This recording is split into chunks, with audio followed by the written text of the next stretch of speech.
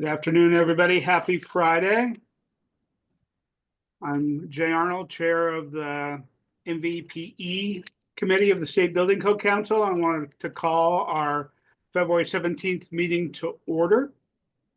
Could we start with a roll call, please? Jay Arnold. Here. Damon Doyle. Sorry, Damon Doyle. Shell Anderson. Ben Omura. Here. Justin Borgo. Here. Pete Reiki. Here. Katie Sheehan. Here. We do have a quorum. Thank you. Is there anybody else that would like to be recognized for the record? Please raise your hand if so. Patrick, go ahead. Yes, thank you. This is Patrick Hanks with the Building Industry Association of Washington. Lisa, go ahead. Hi, this is Lisa Rosner with Evergreen Technology Consulting. We provide tech support for the commercial provisions of the Washington State Energy Code. Thank you. Elizabeth, go ahead. Elizabeth Torsky with Cascade Natural Gas. Thank you. Thank you. Larry, go ahead.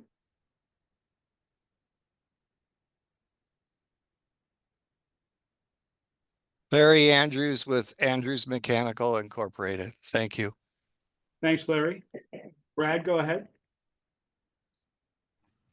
Brad Rowe with Thermal Design. Thank you. Okay. Is there anybody else who would like to be recognized for the record? Tim Atterbury, Associated General Contractors of Washington. Thank you, Tim. Anybody else? Thank you. Next, we have an item to review and approve the agenda. Can I get a motion for the agenda as revised? So moved. This is Chell Anderson. Sorry, I'm a minute late. Great. Let the record show that Chell has joined us. Is there a second? Second. Great. All in favor of approving the agenda, say aye. Aye. Aye. Any opposed? Any opposed? The agenda is approved. First item of business is reviewing and approving minutes.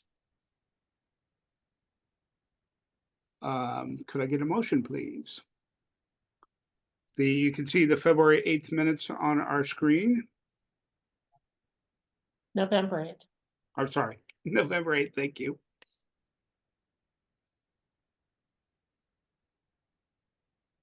Are there any additions or corrections to the November 8th minutes? No, I'll move to approve the minutes as written. Okay, is there a second? I'll second.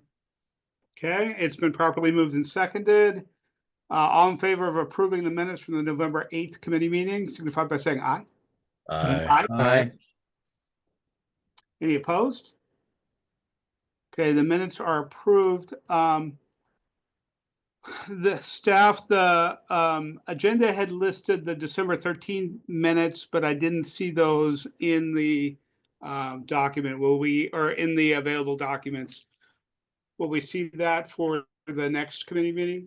Yes, they will come to the next one. We didn't have them in time for this meeting. Okay, very good. So our first item of business is a request for our opinions. This is a continuation of our previous discussion where in these opinions, there were some sections we had previously approved and some that we had not, and we can move to there. I apologize, I did not ask for public comment on the minutes. Larry, is that what you wanted to speak about?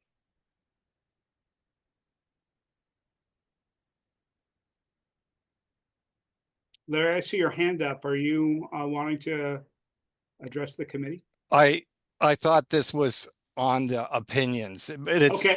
Is this on the minutes or the opinion section? We're on the opinion. So are you ready to so we're moving to the opinions. I wanted to outline first the opinion that we're looking at and anything that had changed from when we last looked at it, and then I'll come back to you for comment, Larry. Thank you. We'll start with the November 5th opinion on C410 refrigeration. I will note that answer 1 is changed from what we last looked at, and answer 2 and 3 remain unchanged. So there's been some work behind the scenes, and I'm wondering if Chell or Lisa would like to discuss the answer to question 1. Chell, go ahead. Yeah, and looking at the code, I think there's a differentiation between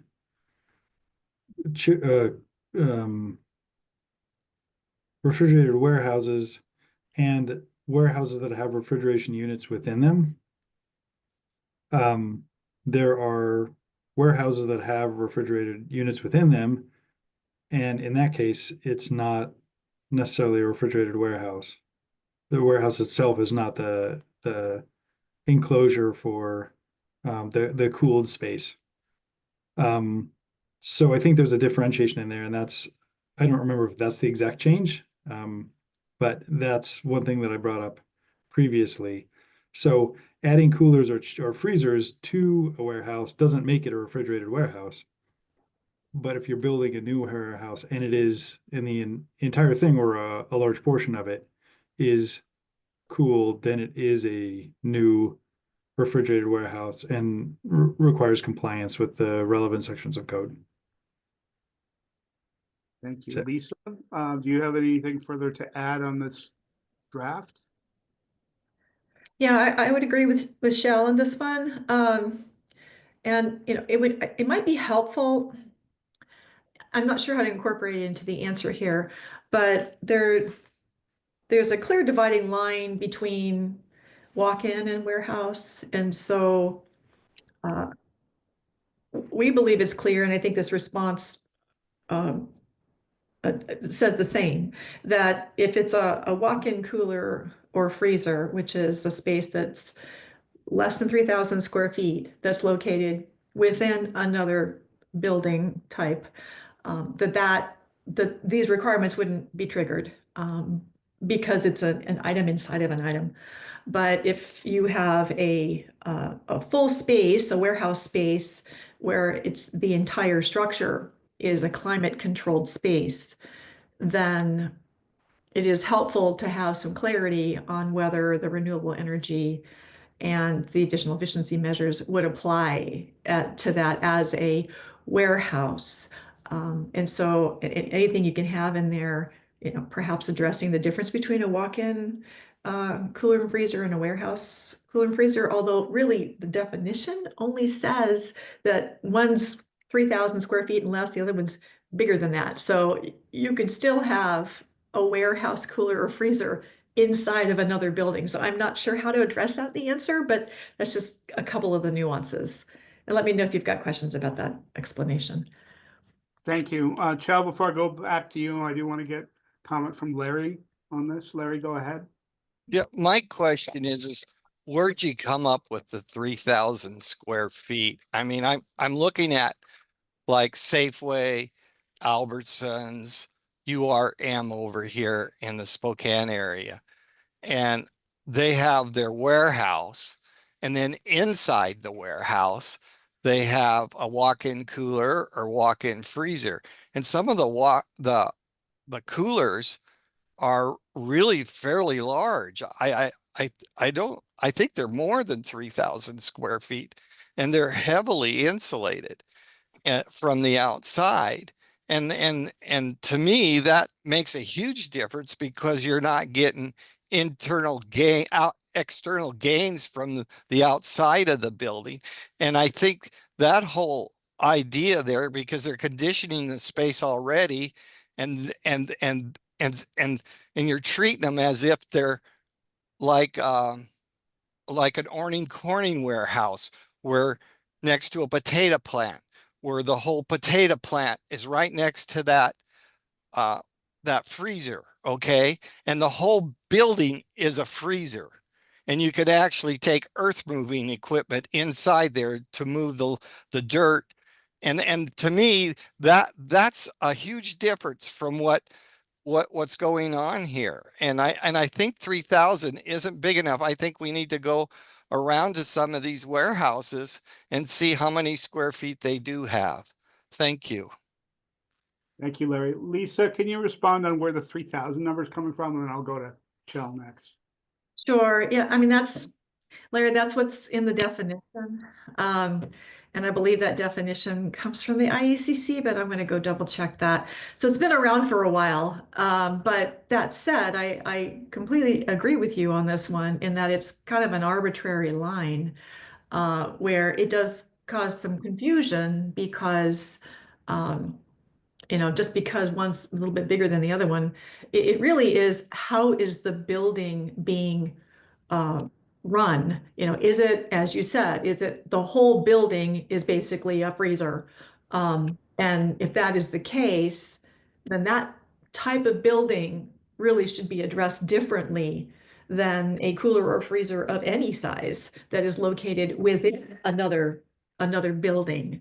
And so I agree with you that that's a little bit confusing, but the definition, I believe, comes from the IECC. I'll go confirm that. I just checked and it does come from the IECC 2021, the definitions for cooler and freezer that are less than 3,000, but it doesn't also doesn't say what happens when you're bigger than 3,000. It's not clear what happens when it's bigger than 3,000. And I think the question is a little bit confusing because it says a new refrigerated warehouse, cooler and freezer spaces. Well, if it's in an existing building, then it might go through chapter 5. So it's not clear in the question whether it's a new cooler space in an existing building or a new building that is a refrigerated warehouse. So I don't know. Do you have that same confusion, other people? Lisa, Larry? Yeah. Yes. Yeah. And I think it's an issue with the definition, I guess, which now that I think about it, should have submitted a proposal for that. And perhaps we can address it differently. But yeah, I think that's where the confusion lies, is that it doesn't really say in the definition the difference between, a cooler or freezer located within another building type versus the entire building is a climate controlled space. That's really the way it should be defined. And yes, we do get questions from folks on it. However, the requirements aren't that much different when you look at C410. This is these two provisions, C411 and C406, that's really kind of the biggest ones when it comes to, well, what happens when you go from a walk-in to a warehouse, which is why we posed the question. But I would agree, if you have an existing grocery store and they install a new walk-in freezer into that existing grocery store, it would just have to meet the insulation requirements of a walk-in. And if that walk-in is bigger than 3,000 square feet, then I guess it would fall under warehouse. But it really, in my opinion, shouldn't trigger this. It shouldn't trigger, oh, now all of a sudden you have to add renewables and all that. Yeah, where I'm looking at it is that the warehouses like the URM and the Safeway warehouse and that are over here in Spokane that feed the stores, and their coolers are built with inside a building. And so the only thing they're dealing with is cooling, is keeping the heat out of that inside building section. And I think we really need to do some more research on that. Plus the Apple country, okay? We need to do a little investigation what the Apple country is, because they're having a heck of a time trying to compete with the new wage requirements that are happening here. We don't want to lose our Apple product here or our Cherry product. There's a huge difference in energy loss if you put that inside a building that's already insulated. And if it was me, that's what I would do. I mean, I would build a building and then put my cooling system inside that so I don't have to deal with all that. Thank you. Thanks, Larry. Lisa, go ahead. Yeah, one other comment too is that the controlled atmosphere, coolers and freezers, so those buildings where the entire structure is a controlled atmosphere space or controlled climate controlled space, sorry. They do tend to be pretty energy intensive buildings. And so that's really where the question lies is there benefit to requiring that type of building to have renewable energy capacity to help offset some of that energy demand, which is typically higher than, say, as like an office building or a school or something like that. Okay, Shell, go ahead. Well, the good news is that, Larry, I think you're on the energy code tag that's going to consider these things. The bad news is that code proposals were due a couple days ago to change things for the 2024 code. I think the opinion is fine as is. The question is not great, but I can't think of a better way to ask it. I think the answer is fine. Is there any other feedback from members of the committee?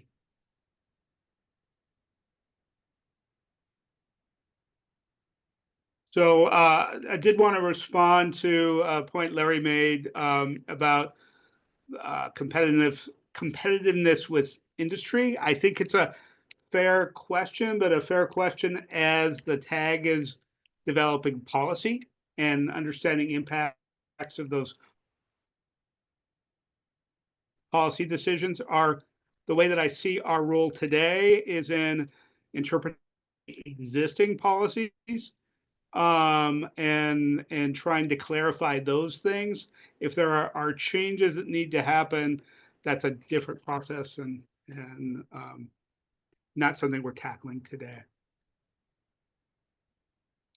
Okay, I'm not seeing any other comments on question and answer 1. For 2 and 3, these are unchanged since we last looked at them. Is there any comments or questions about 2 and 3 in this section? Larry, go ahead.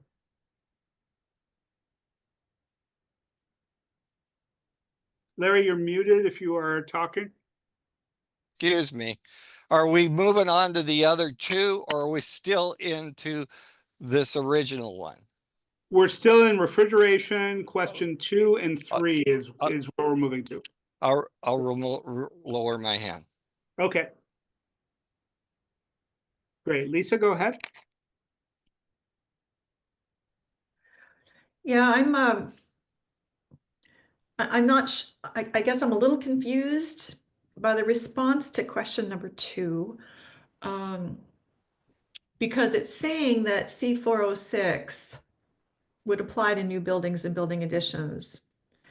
But if we look back at question 1, if you have a situation where you've got a walk-in cooler or a warehouse cooler, just because it's greater than 3,000 square feet, located inside of another building, does that trigger the requirement for C406? And it's fine as it does, but it would be helpful perhaps if the answer addressed that, kind of had to differentiate between that. Because again, it's not a walk-in cooler isn't really a new building in this case. It is an item inside of a building.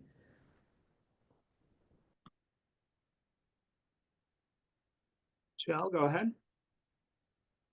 Yeah, I guess I'm seeing this as the question, but the answer is about new buildings and building additions. And Lisa, I think you're asking about renovations or alterations. Is that correct? Well, that's a good point, because I am saying new. But I would also say, what if you had a warehouse space or some type of building, and you had, within that, say it's a grocery store, and then they put a refrigerated space. So say their walk-in coolers and freezers just happen to be 3,100 square feet. Like, what does that trigger? And perhaps it's moot because that new grocery store would have to comply with C406. I'm just not sure. I think that's where the confusion lies, is how do the C406 credits apply? I mean, what would you call it? I mean, do you call it a warehouse? That's that area, and it would be considered all other, or because it's located inside the grocery store, is it then, does it fall under the grocery store occupancy type?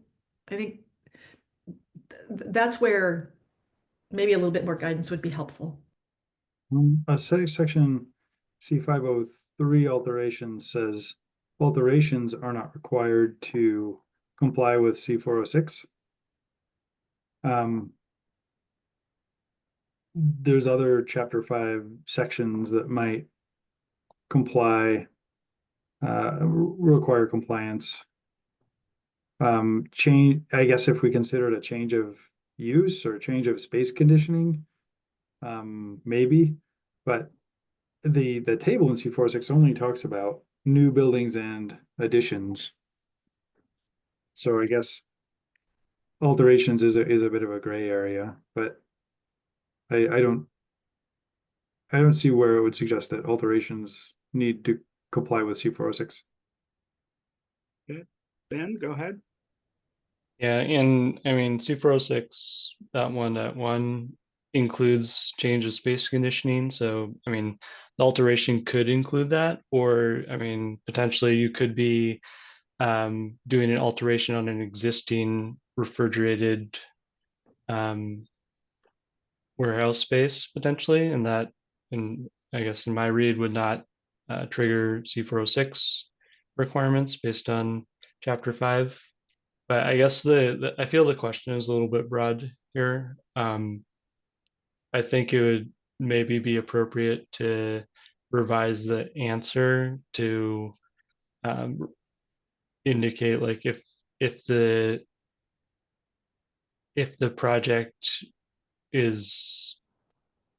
would require compliance under the stated scope of C406.1, then, I mean, if that refrigerated warehouse space is included in that, then yes, it would require C406 compliance. But if it's not, then it could potentially not. So again, like, it's another it depends type of answer, as with answer 1, I would say. Ben, do you see the trigger on whether it applies being the language that's stated, where it's a new building or building addition versus a new refrigerated warehouse space? I mean, yeah, like we've been talking about, that could be a new space in an existing building, or it could be a brand new building. So it would probably, like, if they're saying it's a new refrigerated warehouse space, that would probably indicate they're not reusing an existing refrigerated warehouse space. So that would probably mean it's either at a minimum a change of use or occupancy, as well as potentially an addition or alteration to the space. Lisa, go ahead. Yeah, thanks. Reading the question, I realized we probably could have been much more clear, or at least provide more detail in the question. But with regards to answering code questions on this, there are 2 details really that come to mind. The first one is if it's a new building, and I'll use a grocery store again as the example because that's a good one. If it's a new grocery store, which, that falls under group B, I think, as far as the occupancy type.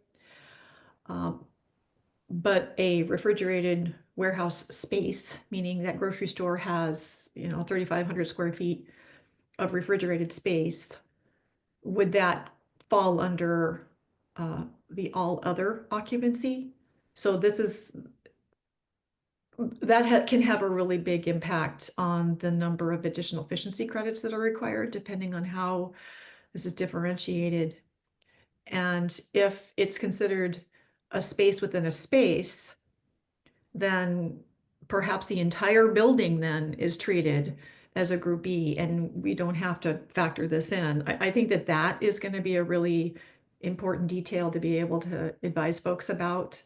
And then I agree with what Ben had to say about if it's a change of space conditioning, if you have an existing grocery store and they have decided that they are going to convert a portion of their existing building from either a semi-heated warehouse to a refrigerated space, would that be a change of space conditioning? It seems like it would be. And if that would be the case, well, then it does trigger C406. So those are the two scenarios where I think guidance would be helpful. Thank you. Larry, I'm going to go to Brett first since we haven't heard from him, and I'll go back to you. Brett, go ahead. Yes, thank you. I am an architect and I design buildings that have refrigerated spaces within them. And there's, as has been discussed, there's a fully refrigerated building, and then there's a refrigerated area within inside a building that, doesn't touch the outside walls.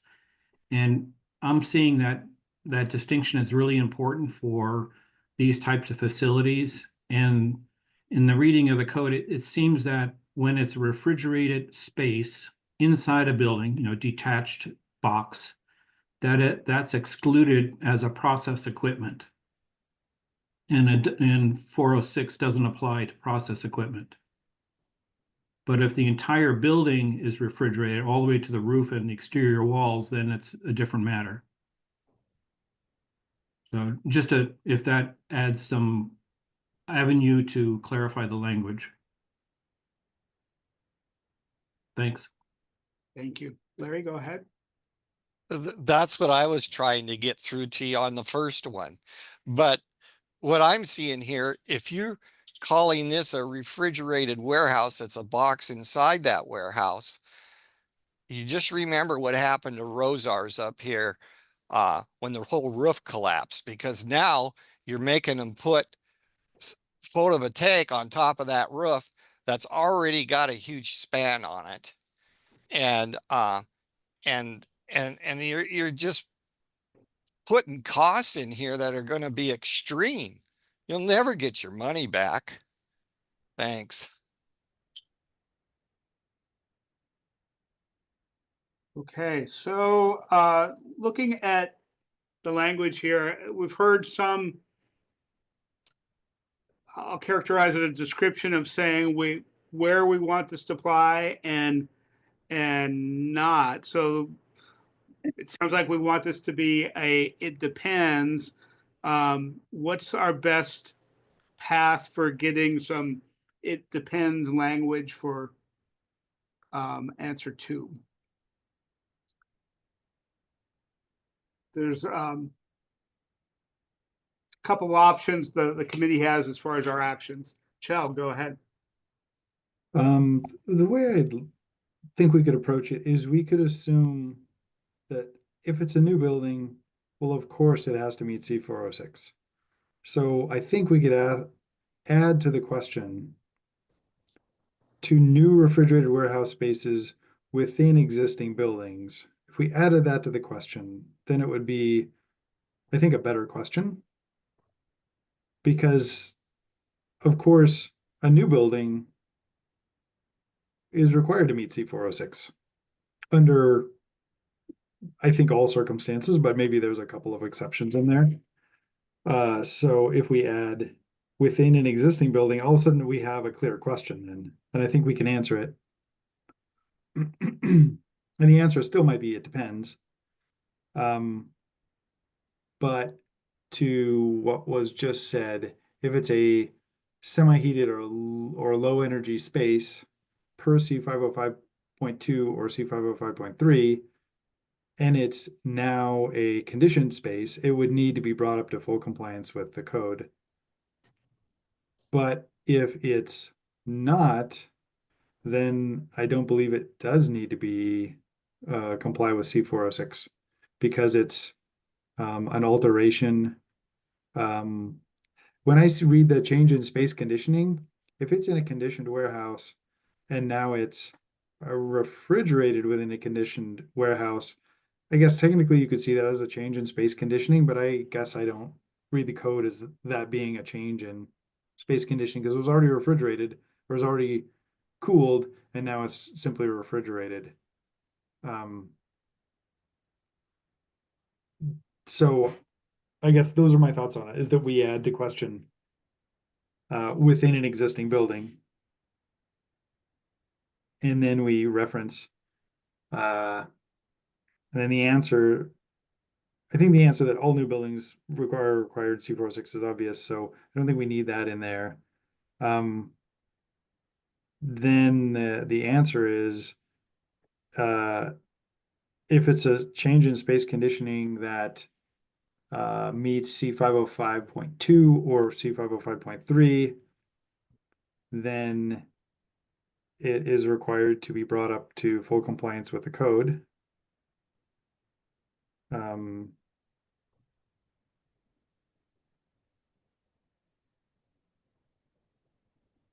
guess I'll pause here and see what others think about what I've said. I have a couple more things. It But looks like Chris with is trying to get section- this on the screen. So, Chell, could you? C505.2 and C505.3, which basically C505.2 is a change in space conditioning from a low energy or semi-heated space to a conditioned space.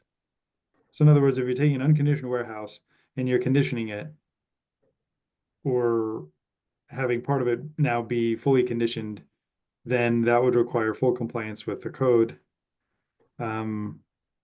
Similarly, C505.3 is a change in occupancy. And if you're changing it from a restaurant to a grocery store, then you would need to bring it up to code, to full compliance with code under, if it meets that change of occupancy requirement.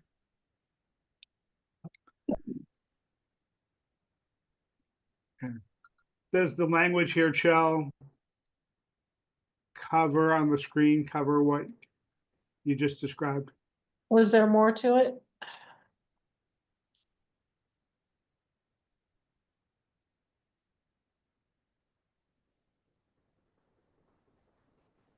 Chell, you're muted if you're comment. There are a couple other things in chapter 5 that would have an impact on this, and I don't know that we need to spell all of those out. I think the C505.2 and 3 are the main ones. So then I would also strike the last sentence in the answer because that's for a new building or an addition, and it's clear that a new building or addition requires C406 compliance. I'd love to hear what others think. Okay. Thank you, Chell. Larry, go ahead. Yeah, I don't see how you could talk about a refrigerated box needing inside a building be considered as a building. I mean, to me, that's just ridiculous. I mean, it's not a building. It's an appliance. It's just a large appliance. And those appliances are all based off calculations of what to do and how to do it. And then you even go beyond this because I heard alterations.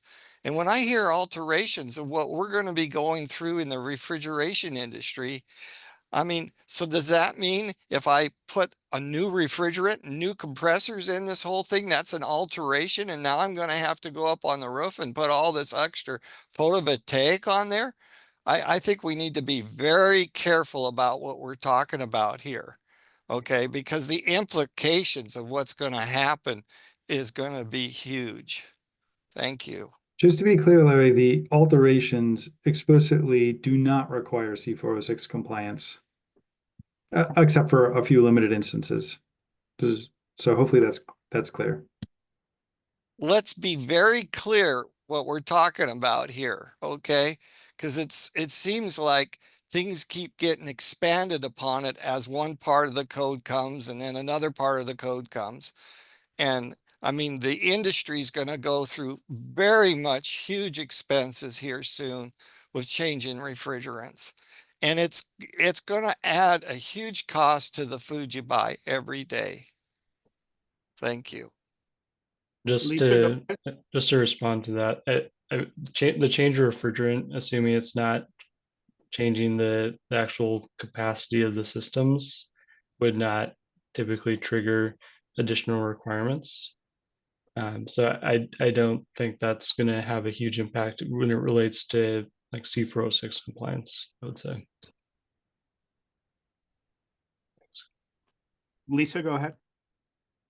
Yeah, perhaps, and I understand that it's being proposed to strike the last sentence, but perhaps the answer could make it clear that, and we'll just talk about it's a new building at this point, that if it is a refrigerated walk-in cooler, freezer, or warehouse cooler and freezer, because I think what we've heard today is that both could be an item within a building, that if they are units within a building, then that is not the category, that's not the occupancy group that is to be complied with for the additional efficiency credits, that the additional efficiency credits are based on the occupancy group of the building that these items are located within. That would be really helpful, because right now I can see someone, they've stuck, you know, walk-in, or they've stuck in a 3,100 square foot walk-in warehouse cooler in their store, and now they have to figure out, well, do I have to slice and dice this and say, okay, that part of the building has to meet the all other requirements, and the rest of the building has to meet, you know, the group B for the grocery store, even though those spaces are actually located within the grocery store or warehouse, whichever you want to choose. But that would be really helpful information if the answer addressed that. You have suggested language, Lisa, for what that would be? Well, you could just say that for, you know, walk-in and warehouse cooler spaces that are fully enclosed within another occupancy, that the other occupancy is what, I don't know, governs. I'm not sure was the right wording for that. Is the occupancy that the additional efficiency credits, number of additional credits should be based on, or something like that. I can try to come up with something offline.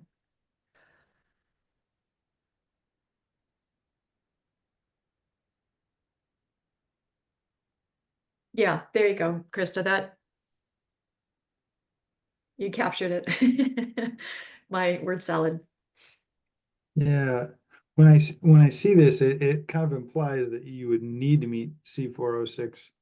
And my guess is, I mean, a grocery store that adds some refrigerated space, an existing grocery store that adds refrigerated space, seems like it would be strange and excessive to require C406 compliance for the entire grocery store just because they added some refrigerated space. Yeah, this would be for new construction only. So you've got a brand new grocery store, and it's got a big warehouse area in the back that they're only semi-heating, but they have a 3,100 square foot cooler back there. And You see what I'm saying? And Okay. so how So do you that's a very cite different pricing? question. That's a very different question. I was thinking we were talking about adding refrigeration within an existing building. Yeah, that's why the question probably could have been broader, because it could have said, what do you have to do if it's a new building? And then what do you have to do if it's an alteration? And we've been talking about both. But the new building question would define directly how many credits are required for that new building. Yeah, I guess that, I mean, that makes sense. If the question is just new refrigerated warehouse spaces and then not within an existing building, but just the question mark there. And then the answer was just the last sentence that you said. That would make sense to me. And that would be a clear question and clear answer. I thought we were talking about a different subject, but you helped write these, right, Lisa? I did. I wish that I had been a little bit more comprehensive in the question.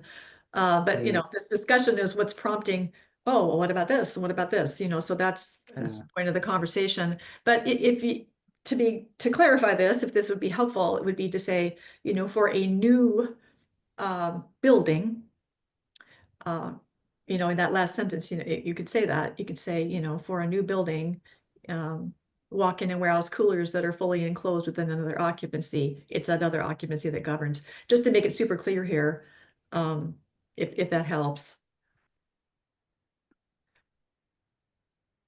The bigger question is if you take a portion of, say, a semi-heated warehouse and you convert it to a refrigerated space, I think that your first sentence makes that clear, that would be a change in space conditioning that would require compliance with the current code, which is tricky, but I think that would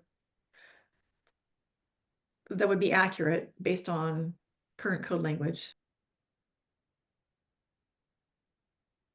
Larry, go ahead. It seems like to me, we need to go back to whoever proposed question 2, because to me, it's 2 questions in this one question, but we don't know that for sure.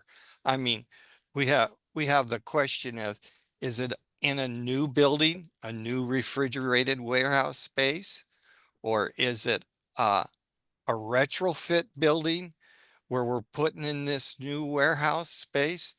I think we need clarity from the person who submitted the question, and it almost to me seems like this should be a question A and a question B there, and we should have 2 answers for that.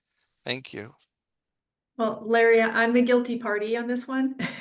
So I'll take credit for asking a question that probably should have been phrased as 2 distinctly different questions. But I don't see a problem. I just think we need to get a clarity on the question so that we can have a clear answer to both questions. And I don't blame you for it, because I mean, you might have been thinking one thing, but now we've all spoke and now another thing's come up, and we need to answer those things. exactly. And I would say that the answer being proposed, which we appreciate the effort of the committee to do this, it does address both scenarios, even though the question didn't pose that.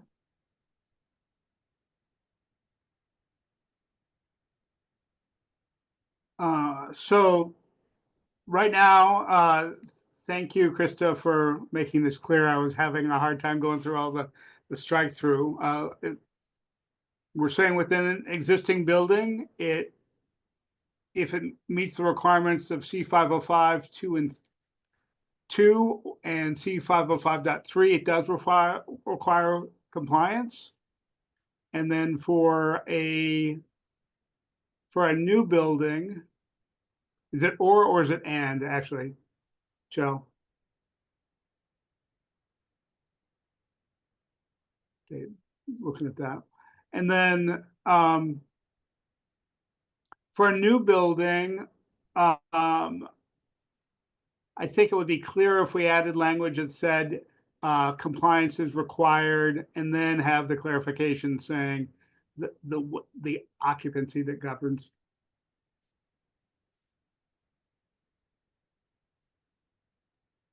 Joe, go ahead.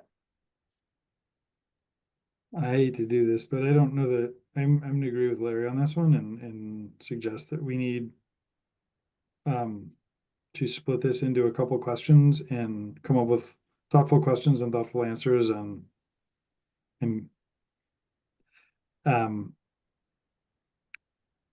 because a lot of people are going to read these and I don't want to be confusing or slightly incorrect in our answers. So I am in favor of tabling question 2 until our next meeting. Okay. I'll take that as a motion. So Is there a second? I'll second that. Okay. So it's been moved and seconded to table question 2 to our next committee meeting. And I just wanted to clarify on this because that you want to deal with this within the committee and not have something that we can close down on this next week at the SBCC meeting. I think we could. I guess I don't know how full the council agenda is. It's pretty packed right now. Okay. Okay, then I'll stick with the motion as stated. The question is on whether to table question and answer 2 to our next meeting. Any discussion? Sorry, Krista. No, that wasn't me. Okay. All in favor signify by saying aye. Aye. Aye. Any opposed? Okay, and we'll deal with that at our next meeting. We do move on to question and answer 3. Can this be handled independently of question 2? Maybe we can dispense with question 3.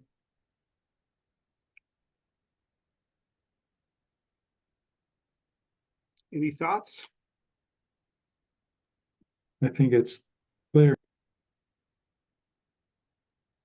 Okay, so for this section, then it looks like we have a consensus on question and answers for 1 and 3. Do we want to approve those today? So moved. Approve the opinions, question and answer 1 and question and answer 3. I'll second it. Okay, it's been moved by Chell, seconded by Justin to approve the opinions for this section, question and answers 1 and 3. Any discussion? All in favor signify by saying aye.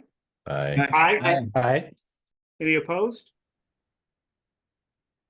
Seeing none, the opinions are approved. Okay, let's move to King County November 4A.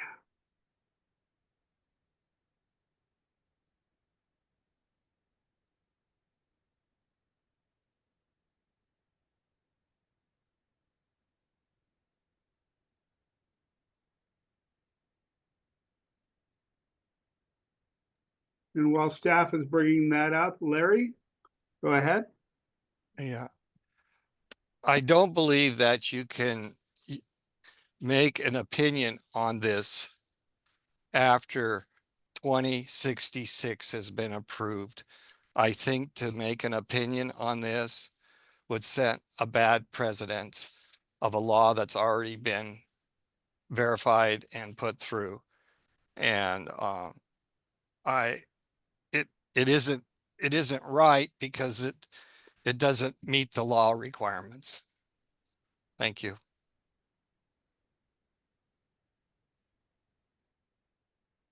Thank you, Larry. I would note just for the record that the charge of this committee is looking at opinions of code that exists, and the current work of the State Building Code Council has the existing code, and until things are settled through litigation that's out there, I am going to interpret our mission is looking at the codes as they exist today. Okay, moving to November 4A, opinion. From my notes, I'll bring this up here.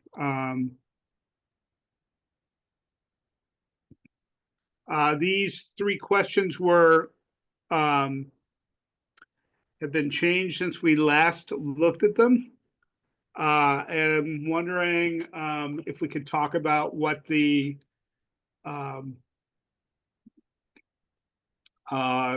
background on the change and what's happened since our last meeting. So I don't know who's worked on this. If somebody could jump in on that. And Patrick, I'll get to your comment after we have some explanation on some of the changes of these answer 1 and 2.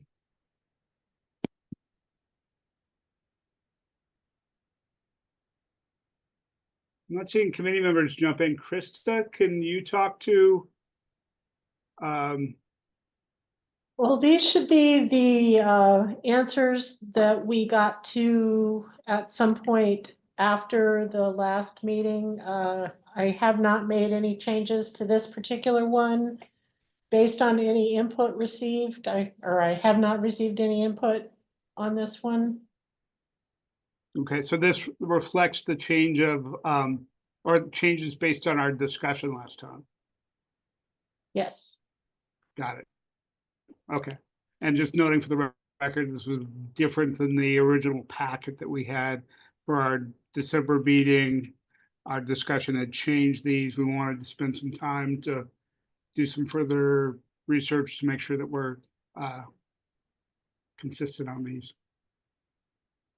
Okay, so we're looking at the answers as shown on the screen. Patrick, go ahead. Yeah, I just wanted to clarify some comments that you made, Chair. I just want to specify that law supersedes code and that 2066 has gone into effect. There are no stays, so there's no question about whether or not it is currently in effect. And I know that other committees for the State Building Code Council have discussed that when it comes to issuing opinions where there may be discrepancies between what the law says and what the code says, that opinions should defer to the law. Thank you. Thank you for that comment. Okay, is there any comment on the opinions before us? Shall go ahead. Yes, I have a question for Patrick based on that is, what is your thought on what we have a code that's currently in force. We have people who have asked questions about the code, and we are, I guess, tasked with answering those questions. So I guess, Patrick, I'm not sure what your suggestion is about what we do or don't do. I'd like to hear that.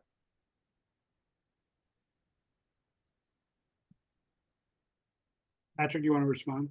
Go ahead. Yeah, I was just, I wasn't necessarily referring to, I didn't look closely at these opinions since they deal with commercial, and I didn't see anything that had potential effect on our members residentially, so I didn't look closely at the questions or answers ahead of time. I was more just responding to what the chair, what I felt like was insinuating that the law doesn't apply at all. It's a case where I think you might have to consider it. That's as much as I say, because I think there's a larger debate, and obviously we're going to disagree about whether or not the current code should be in effect, but thank you. Right.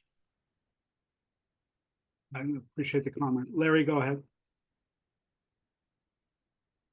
As you're trying to make a precedent set here by the Seattle city of Seattle, that King County voted overwhelmingly against it. It's not taken correctly, and the precedent being set is wrong. And then on top of it, there should be a move by this committee and the council to rectify changes from the law, because the law is the law, and the law is over governing any code. And for board members to vote against the law is wrong. And I think the courts would see that as being wrong. And there should be a full-blown press to get through the energy code and all the codes to bring the codes into compliance. And we've already had a month that's passed, and we haven't seen anything brought by these codes to do that. And so you're not making a good diligent effort to do this. In fact, you know that you're not doing correct, and you continue down that road. And so you've been informed that this isn't the correct thing to do, and you've had a choice. And now you've made the choice to do things that are against the law. Thank you.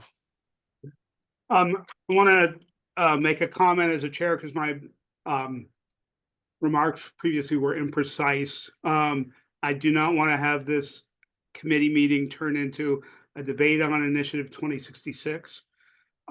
There are competing lawsuits about Initiative 2066.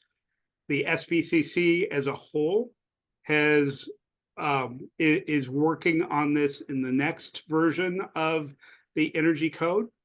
Given the uncertainty of the competing lawsuits against Initiative 2066, I am, as chair, judging our role here is interpreting the code as assuming that it's unchanged.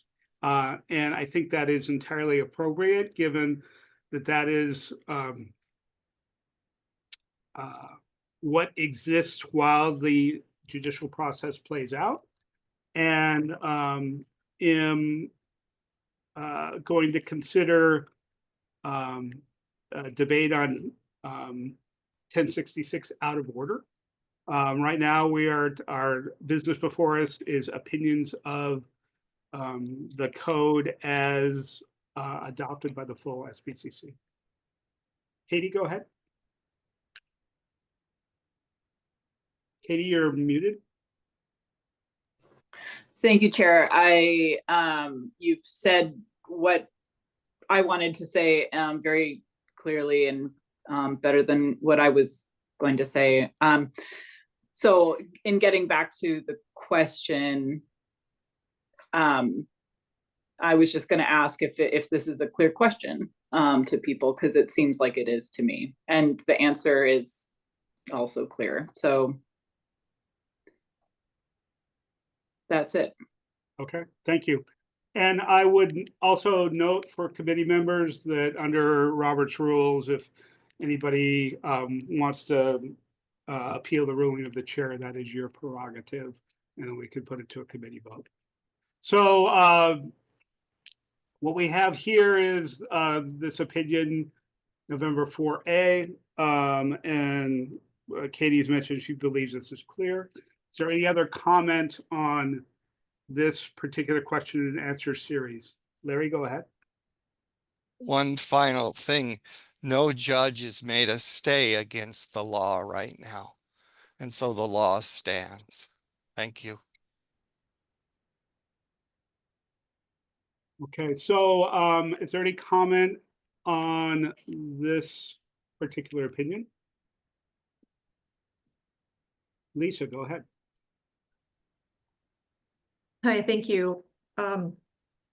Someone else submitted this, we didn't, but I think it was clear where the I know it was proponent, the direction they were going, and the responses that are being provided provide the clarity that's necessary. So we appreciate the opinion. Okay. Thank you. Ben, go ahead.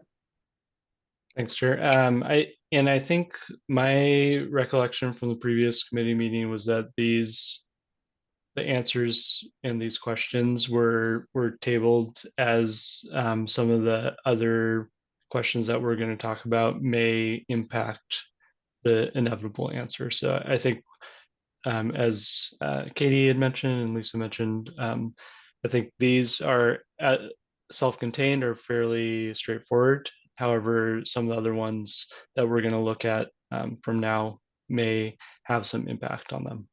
So. Okay, good point. Would you want to move to discussing the other interpretations and come back to this at this later in this meeting this afternoon? Yeah, so moved. Thank you. Okay, I will just jump to the next item on our agenda. We'll come back to 4A. We'll look at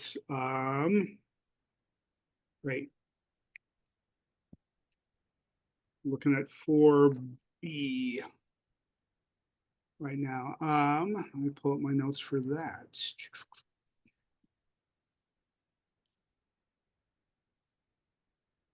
Okay.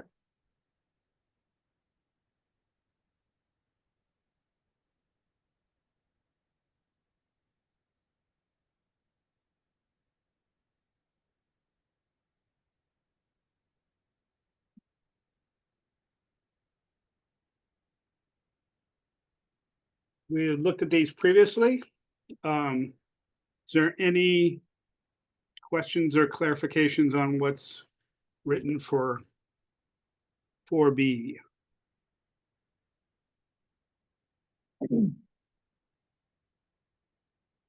Chell, go ahead. Overall, I think it's well written, and I just wanted to point out that the C404.2.1.1 use of the 50% and C404.2.1.4, which also basically says 50%, are very similar in their requirement, basically differentiating a primary water heating capacity from a supplemental or secondary water heating capacity. So I think it's a good background question and answer. Okay.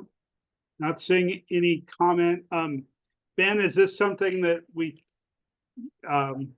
you believe we can approve, or do we need to look at the whole thing as a slate? Or can I entertain a motion for 4B? I guess I would recommend that we maybe look at potentially the full set of these question and answers, and then maybe go through them and then review if there's any that need potential modification or further discussion before we vote on or someone makes a motion to recommend these opinions. Okay, very good.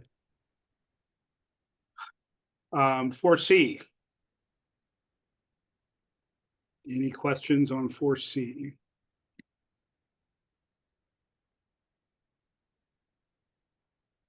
Any comments on the answers and we'll do 4D as well. 4C and D shown on the screen.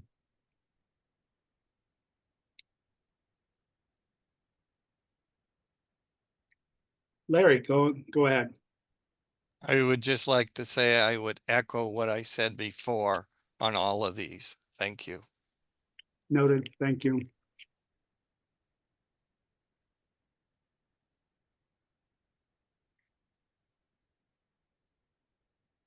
Okay, seeing no questions or comments on C or D, let's go to E.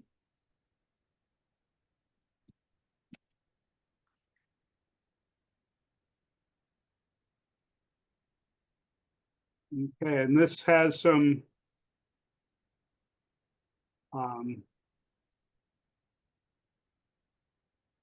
options with a recommendation for no. Shelley, you want to speak to this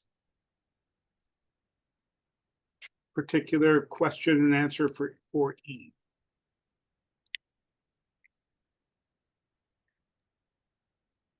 Yes. So code officials don't necessarily track every tenant improvement in a larger building. And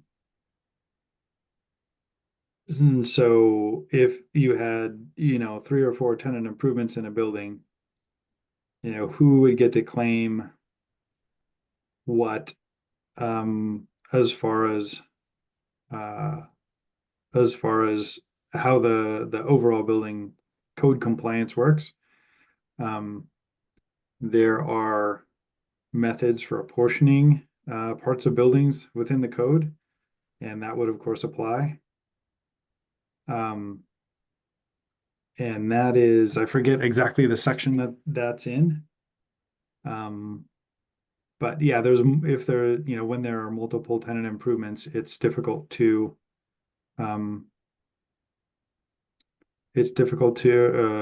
the code officials to track all of them and make sure they all are, who's gets credit for what, etc. But there are, I guess the answer is clear, but maybe it should also include the method of apportioning credit within a building, and I'd have to look that up. You remember what I'm talking about, Lisa? Lisa, go ahead. Yeah, I could go look at the section really quick, but yeah, I believe you're right. I think and again, we didn't submit this question, but we're doing our best to support it.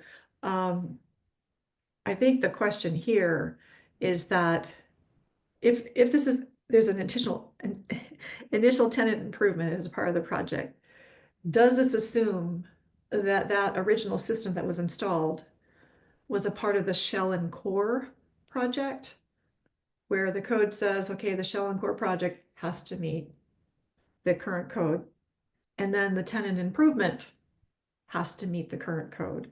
And so we're really looking at 2 different projects, and I believe that this supports what the code says. And I think the section is under C406, where it is clear that shell and core does have to meet this. And so the first part of the project would have.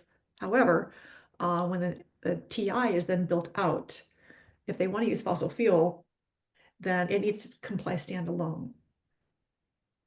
I think that's the intent of the code, and I'll go get the code section real quick here for reference. It's C406.1.1 is where it talks about initial tenant improvements and code compliance. Yeah, this question doesn't really differentiate as to whether that original system was serving the whole building already, and now it's actually an alteration under the initial TI. That's the only part of the question that I find confusing, but I think the answer addresses it correctly. Ben, go ahead.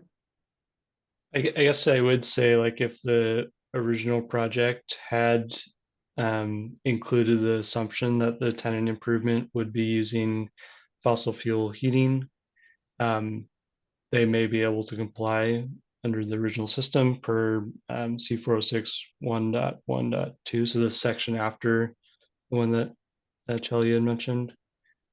So there is a provision that the initial tenant improvement can, if it is using the central system, which or the assumptions that the original project had made,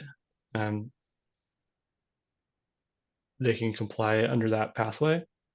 So there's obviously potential that it could, but I mean, it's making an assumption on how the original shell and core building was permitted.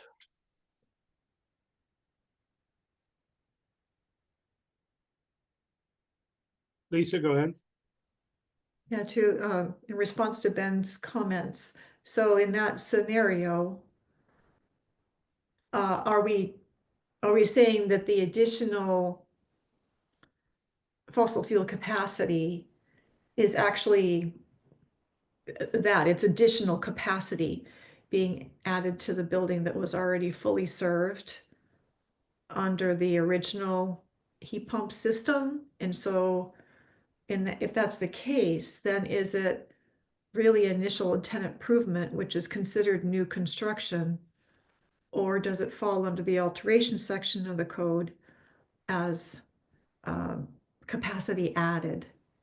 I think that would be, it would be helpful to know which provision we're talking about.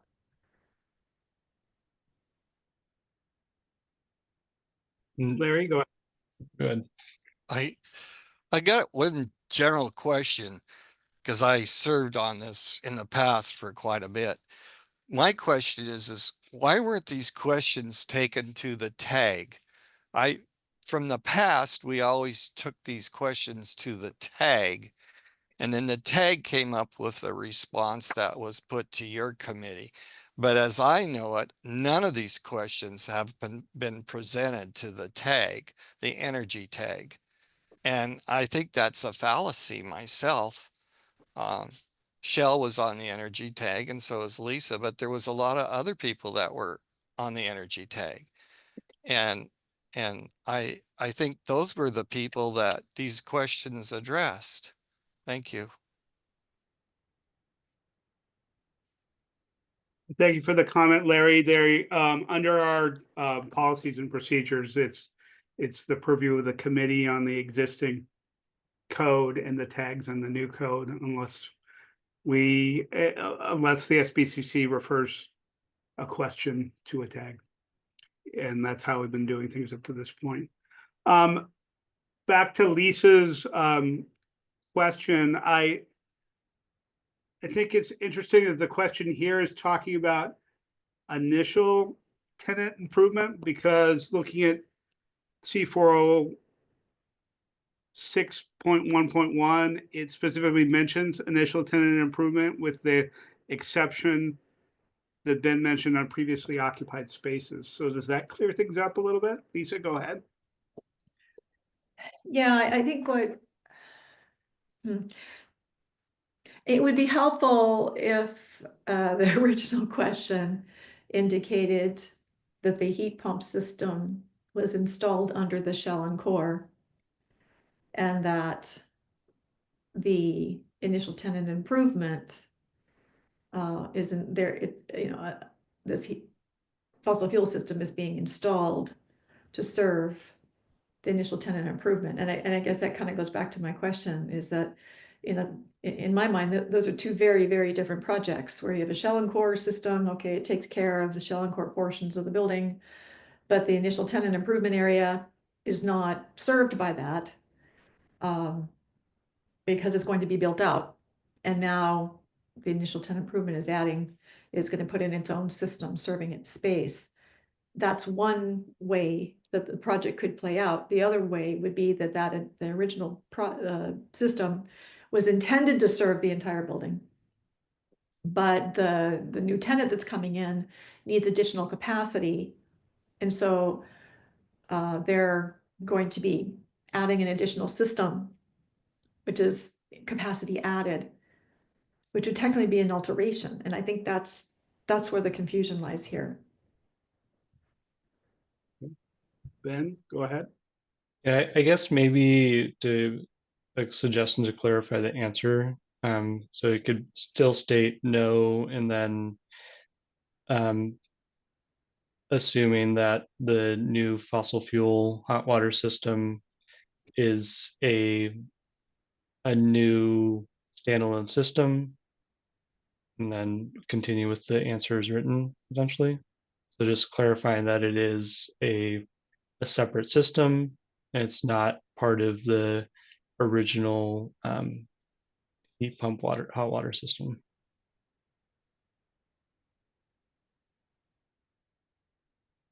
And you're suggesting that as part of the answers, putting that assumption. Correct. Got it. Thank you, Krista.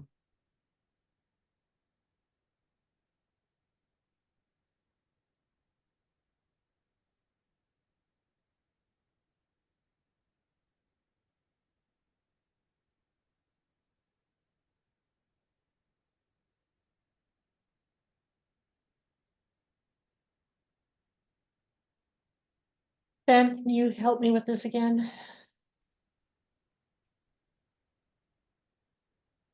I would say, yeah, assuming the tenant improvement, hot water system is a new system that was not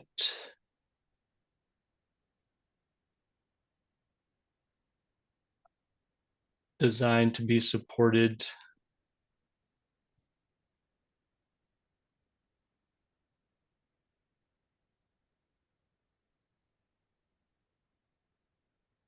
in the initial building.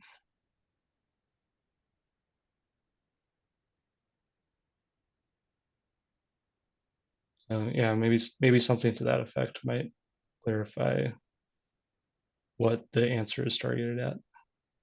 Okay, Shell, go ahead. Yeah, to be supported maybe by the initial building.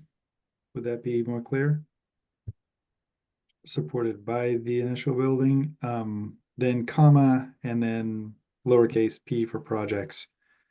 There's also a section C406.1.1.2, which kind of allows tenant improvements to be part of a larger building system. So it could be after the last sentence in there. It could say section C406.1.1.2 includes conditions for a combined system.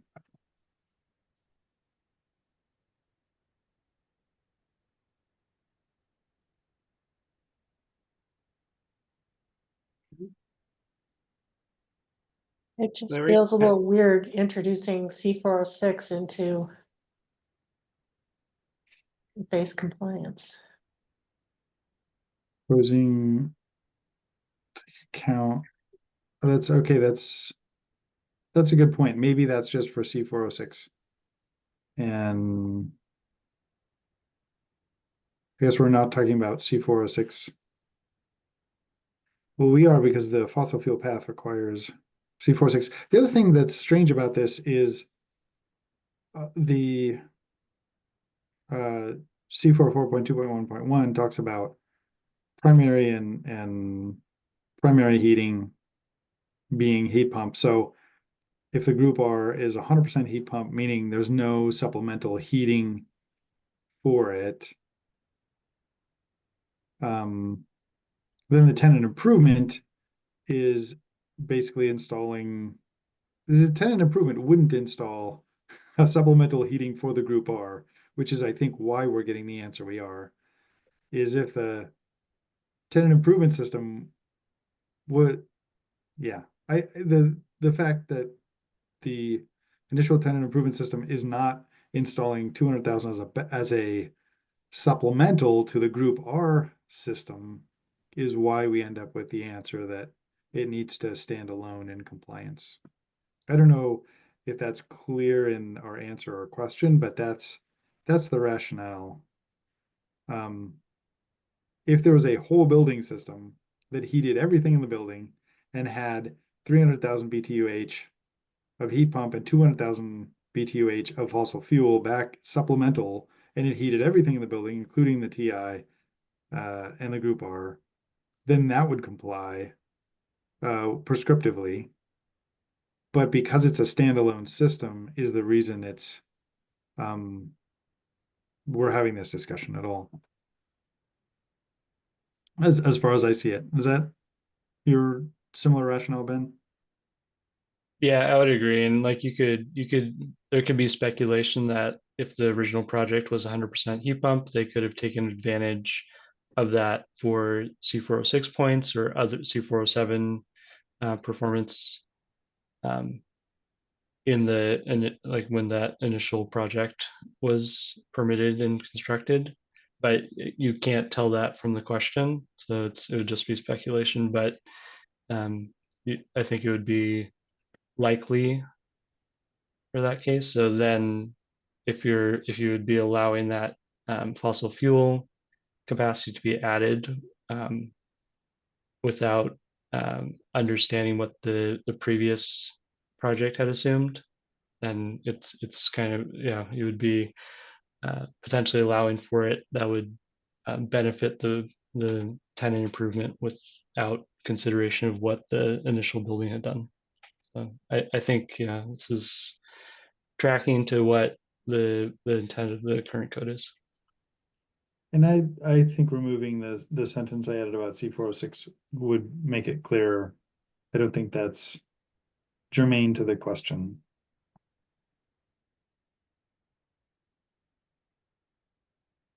So we're removing it or leaving it in?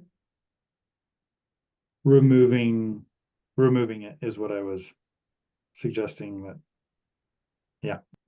Yeah, as you thought through it out loud. Larry, go ahead. My question to you is are we talking a hydronic system here? Are we talking a domestic hot water system, potable water system? Or are we talking about a combination system where it should be hydronic, potable, and domestic?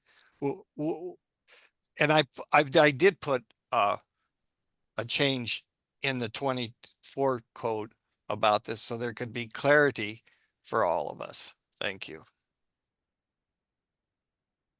Yeah, Lisa, go ahead.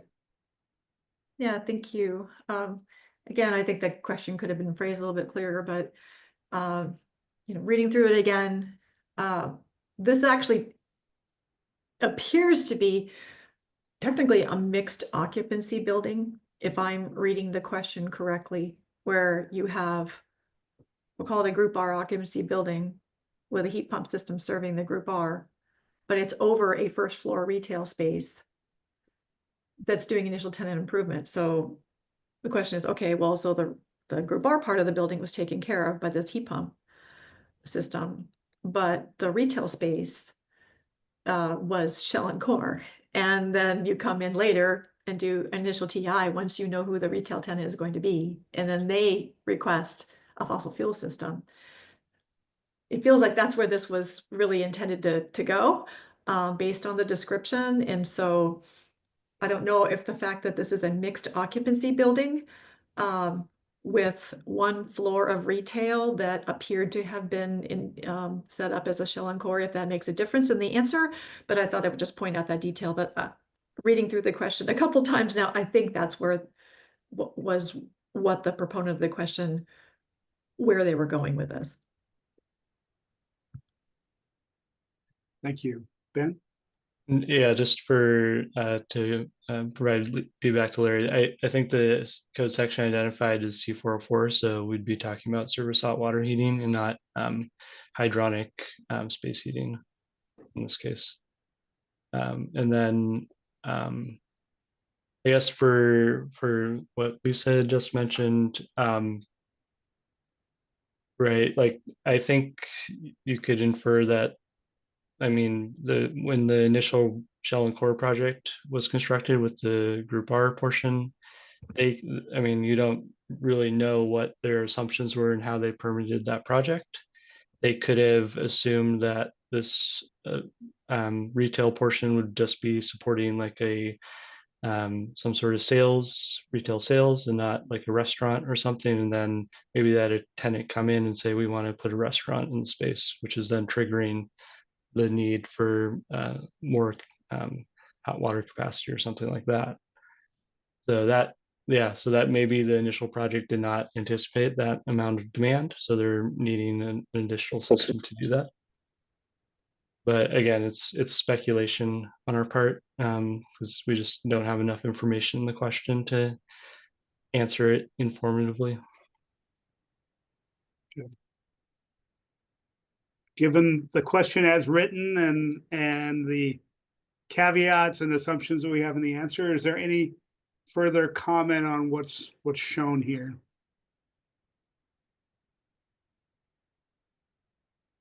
Seeing none, I think we're ready to move on and discuss 4F.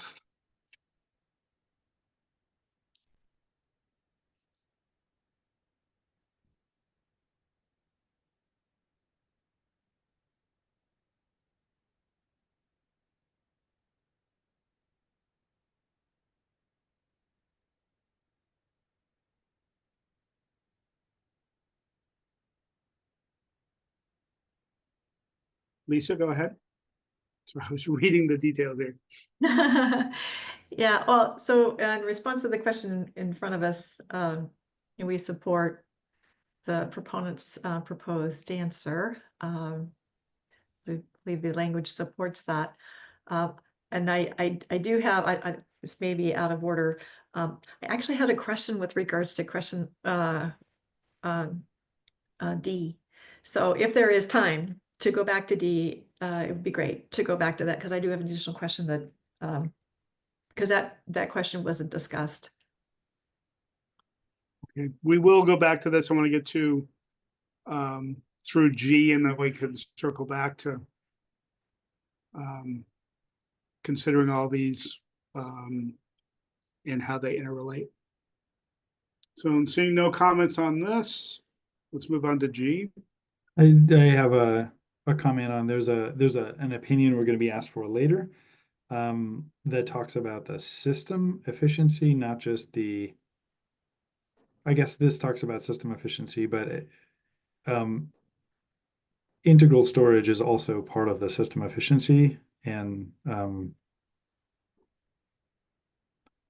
I feel like the answer to that would have a nuance on the answer to this, or the question of this. Ben and Lisa, do you know what I'm talking about? There's one that talks about is the output capacity, does that include storage as well, integral storage? And I think the answer to that is yes, and that's what's being put in there. It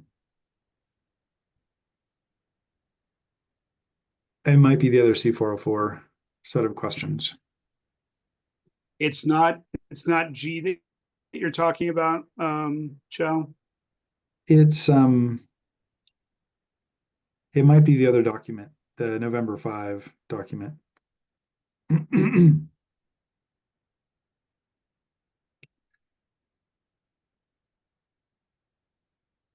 Um,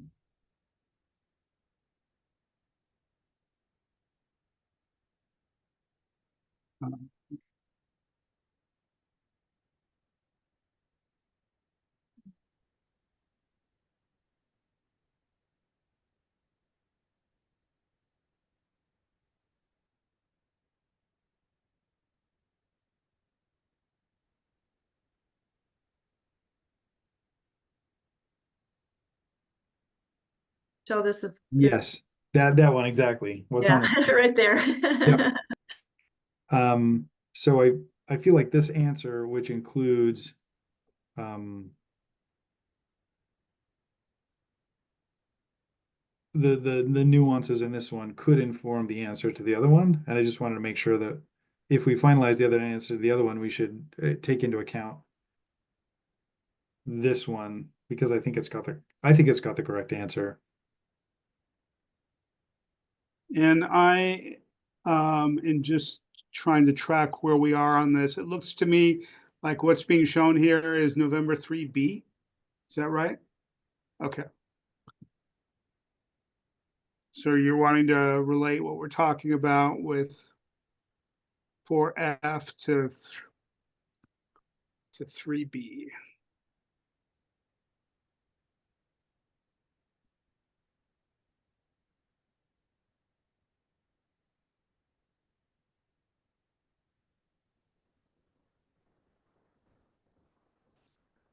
So, Chell, just to make sure I'm understanding what you're talking about here, are you just wanting to review these, or is there some cross-reference that you're wanting to have between these?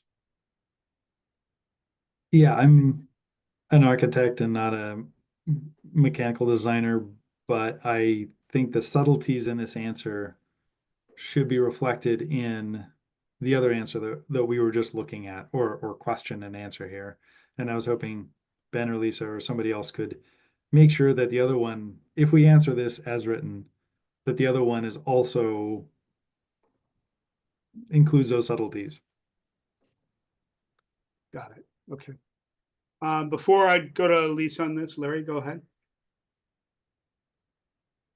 I just want to restate about the law and the code, what I said before. Thank you. Larry, I'll consider that on everything that we're dealing with for the remainder of the day. Thank you.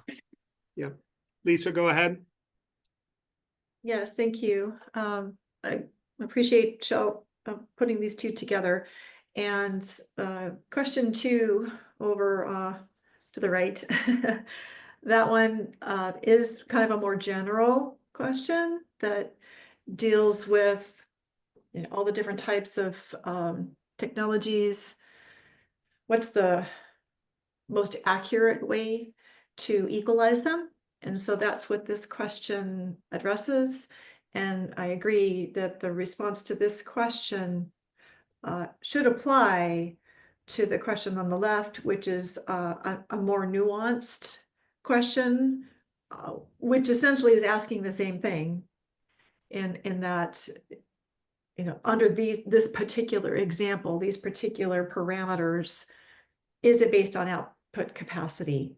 So yes, one's the more general response, more general question, and the other one is a more specific example-based question, essentially asking the same thing.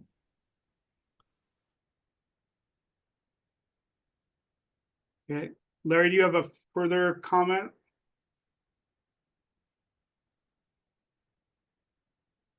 Okay, I'm not hearing from Chell. Go ahead.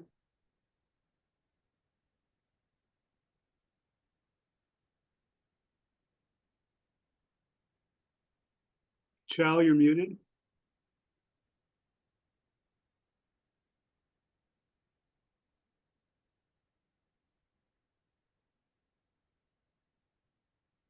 Chell, do you have a comment? Is your hand raised from previous? Yeah, my comment is, I guess, if we think the question on the right is slightly more nuanced or better worded than the question on the left, could we just have the answer to be C, the other question and answer?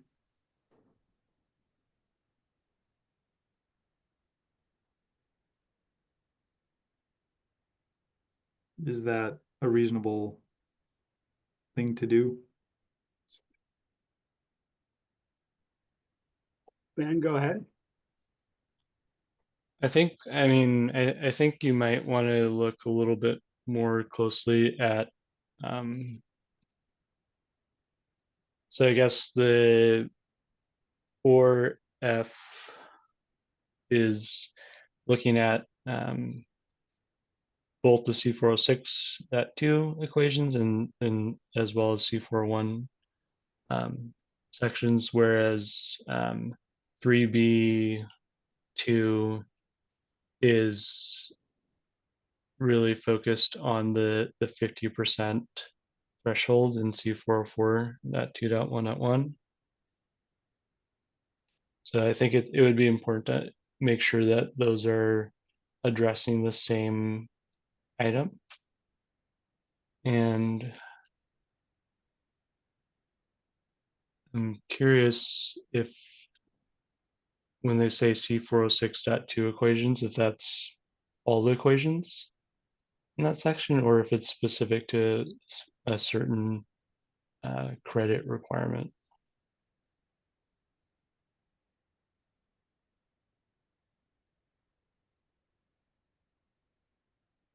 Lisa, go ahead. Yeah, thank you. So to Ben's point, is the thought now that I'm sorry, I'm trying to remember which is a B or an A. That the question on the right is speaking generically to how capacity is being handled across the different technologies, so that we're comparing apples to apples for capacity for the purpose of calculating the 50% threshold, where the question on the left is dealing with the equations. And then the question is, do the equations use input capacity and not output? So to Ben's point, I think that's the difference between the two, where the one talking about rated capacity, that's based on the 50% threshold calculation, where this other question is in reference to the C401, C406 equations. And is that also output capacity, or could it potentially be input in some scenarios? I think that's the nuance there.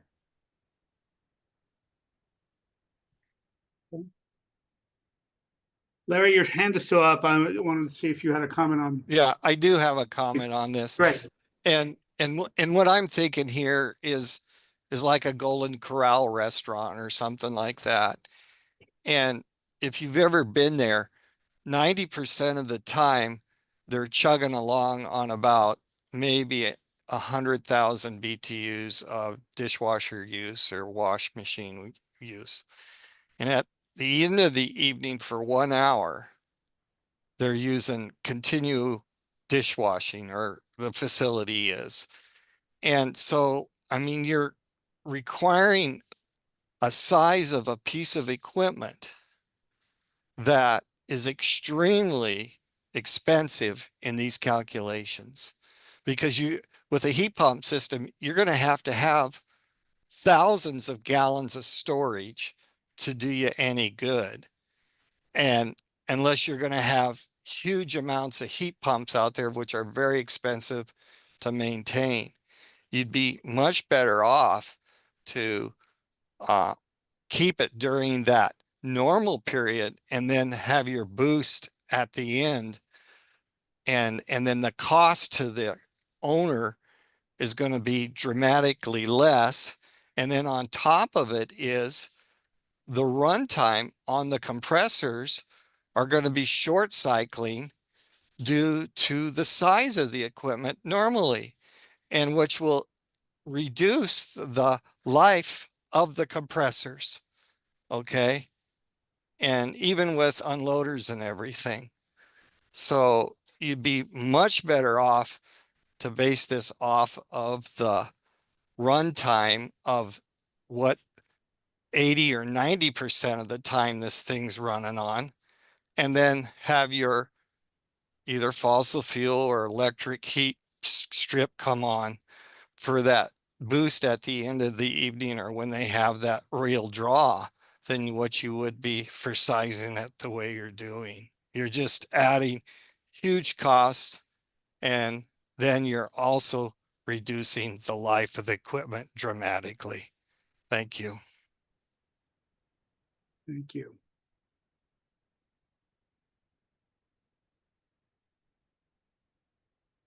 Okay, back to the interplay between these two sections, 4F on the left, 3B on the right. Given what I'm hearing, I'm wondering if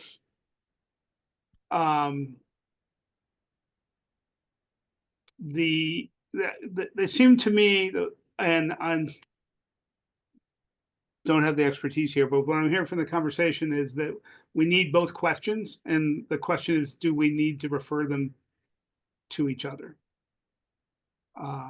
Or refer 3B to 4F to make sure that we're picturing the general question about output capacity. Chell, go ahead. Yeah, and I guess I'm seeing something I didn't see before, which is where it says, in the example, it says on the left, a C4 4.2.1 heat pump compliance system provides 40% of the hot water at COP of 2.5 and 60% at 90% efficient gas system. The code right now, if you look at C404.2.1.4, the supplemental system cannot be larger than the primary system, and the heat pump system, if you use the prescriptive code, must be, larger than the fossil fuel system. So the example tells me that this project is using the fossil fuel compliance path, which is totally fine. And then it doesn't, I guess it doesn't matter so much what the answer is. Is that the way you're seeing it? I mean, a different example, you'd have to come up with something more thoughtful, but Or is it an invalid question given the primary versus supplementary? that's what I'm thinking. Okay. Ben, it looks like you were gonna respond, and then I'll call on Lisa. Yeah, I think I guess interpreting how they're asking the question, I think they're probably referring to C4.2.1 for the subsection requirements for the heat pump hot water system. So my guess would be they're saying they have a heat pump hot water system that is sized below that 50% threshold. However, it is meeting the other requirements of that section in terms of how the system is designed. Because of the exceptions to C404.2.1? Or I guess in terms of like the actual design requirements and for the storage sizing, system design, fault detection, etc. in that section. Does that make sense? So I feel like they're asking the question. They have a smaller heat pump system than would be meeting the threshold for output capacity to comply with the heat pump pathway. Okay. However, does that make sense, Joe? I guess where I'm trying to interpret it. So Yeah. I think it's kind of weird how the question's worded, but It is, because the whole idea of the efficiency, the reason why we're talking about heat pumps and fossil fuels and efficiency is because if a heat pump is sized to provide the primary, it's providing 80 or 85% of the annual, hot water. And the supplemental system, or the other 50%, is providing the remainder of it. So based on a annual usage, the heat pump would be used, 80, 90% of the time. And the backup would be used, or the supplemental would be used much less of the time, which is why you get a whole lot of efficiency out of that. And when it says it provides 40% of the hot water, is that a time-based, annual-based, or is that at the peak capacity? I can't quite tell. But if it was 40% of the peak capacity, then it wouldn't meet C404.2.1 without exceptions. So I guess, but I'm not a designer of these things, so I'm just reading what I can out of it. Lisa, go ahead. I think what's challenging about the example is that it's trying to describe essentially a calculation where perhaps the whole calculation would have been clear, so we could kind of really understand what's going on here. But our read on the question is that it's asking a relatively fundamental question, which is, regardless of how this calculation works, if you look at the different elements of the question, it does request for items B and C and D, it asks for capacities. And that's really what the question's getting at, is that for all of those values that you have to plug into this equation, are those values, do they have to be based on the output capacity of the system or the input capacity of the system? Because that, and I understand once you get into storage and all, it gets complicated for sure. But I think that that's kind of the fundamental question that is being asked. And then with regards to this 40% versus 60%, we're still talking about primary capacity. We're not talking about supplemental, which is in addition to the primary. So we're really, this question, the example is just really saying, okay, 40% is heat pumps, 60% is something different. And that just informs what the question, the equation looks like. But the fundamental question being asked is, are we talking input or output capacity for either of these equations? And the answer of yes is consistent with the question on the right. Okay. Do we need to have the example as part of the question background? Does this opinion stand on its own if we were to just strike the entire example from that, Lisa? Given that the answer really is about output capacity, we just say yes. Well, if you look at just the question and the answer is clearly standalone, the example gets into a lot of other nuances that really needs to be addressed in a more comprehensive answer that perhaps is beyond the scope of the simple question that's asked at the bottom. So long way of saying maybe, but I did not submit the question. So I don't want to say, go ahead and take it out, because I did not submit the question. Okay. Larry, go ahead. So when you look at this and are you looking at what the compressors can do? But that's not really the true answer. The true answer is what the compressors can do versus what the storage tank and how well the storage tank is insulated. And so what the actual output is coming out of that tank. And because that's part of the system. So what is the answer? Are you just talking about the inrush current coming in, or what you're actually getting out of the tank? I mean, that's the way a gas water heater works or electric water heater works. But I don't see that you have anything in there for what the tank loss is and for storing all that fluid in here. And that should be all calculated in this, because you could have a really efficient compressor, and if you don't have the tank in an area that's very well insulated, you're going to have a loss there that's tremendous. Okay, because you have a lot of BTUs stored there. And so the co-op that you're thinking you're getting really isn't there. And that's the real nuance here of what you're doing, is every one of these are going to be a custom system, custom calculations, and they really should be verified, because all the gas tanks and the water heater systems, they're all verified and tested. And we're building something that isn't verified. Thank you. Thank you. Shall go ahead. Yeah, I think I'd be fine with it if the example was stricken. I don't understand the example, and I don't know that it describes, I may be misunderstanding, but I don't know that it describes a compliant system. So I'd be fine with approving this one without the example. Ben, go ahead.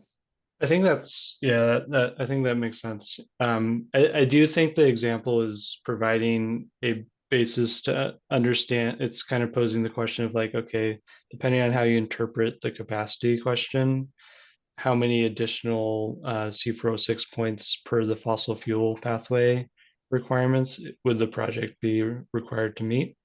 So it's a question of either needing 60% additional credits or 81% additional credits, depending on how you interpret that, the question being posed.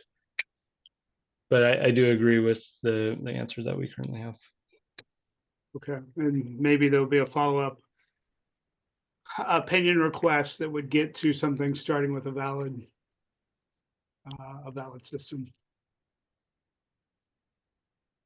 Okay, so back to the issue between the two things on the screen with 4F and 3B. Were we okay, given what we've discussed? Is there any change or references between the two we need to make?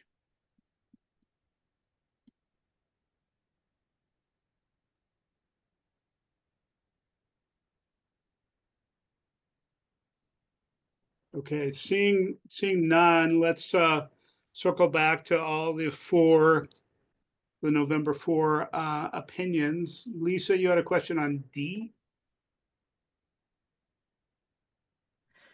Yes, you can put that on the screen so I can read it again. Yeah, so the question that, and I don't know if it's clear, but I think the purpose of this question from the proponent was that, can you take advantage of the fossil fuel pathway even if you have no fossil fuels in your system? And, you know, in theory, there could be a scenario where a project might want to say, hey, I just want to go all renewables to comply. And by saying that they're complying with the fossil fuel pathway, instead of the maximum number of renewable energy credits that the project can comply with, achieving 50% of the C406 credits, now they can achieve 80.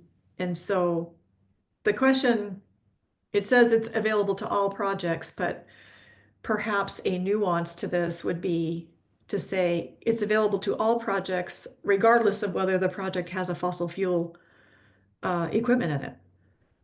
I think that was the point of the question. Interesting. Any thoughts, committee members? Shall go ahead. I think that's fine. I think the answer is correct. So I'm in support. Okay.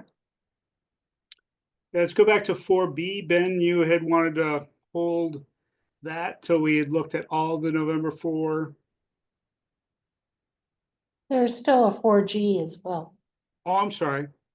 Let's go to, I thought we at the end. Let's go all the way to 4G. Thank you. Thank you, Krista, for being on top of things.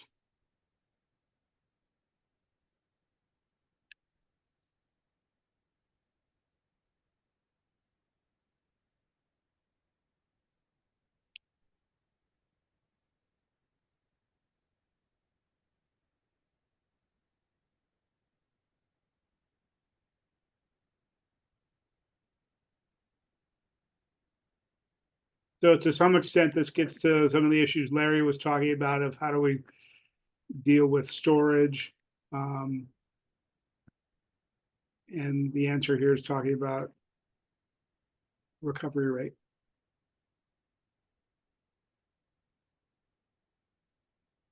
Larry? The other thing you got to figure in here, and even though it's not extremely cold here right now this year, we have a high moisture content outside in humidity. And so we're going into defrost every 15 minutes or more. And when we go into defrost, it's not an issue for you guys over on the coast, but it is a big issue here in Spokane. So now we're taking the heat that we put in there and we're taking that heat and we're putting it outside for probably 10 minutes out of the 15 to defrost the unit that we just tried to gain from.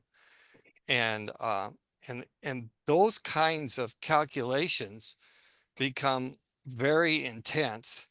But I've been noticing around here, because we do have heat pumps, and every time I look at the heat pump, it's almost frosted all the way up. So then your co-op drops to a rock like it's almost nothing, okay? And it happens quite frequently around here when we have a high humidity and in a temperature of only maybe 29 or 25 because of the high humidity rate here. And so these co-ops that you think you're getting, you're not getting them. And those calculations need to be started to be put into this to see really what you are getting, because you could be putting a lot of energy in this thing, and if it's all frosted up outside, you're just wasting your time. Thanks. Lisa, go ahead.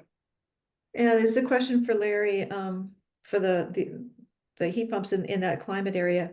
Does the equipment efficiency rating, you know, because it gives ratings based on, you know, certain outdoor conditions, does that efficiency rating not take into consideration the loss in efficiency due to cycling defrost? Correct.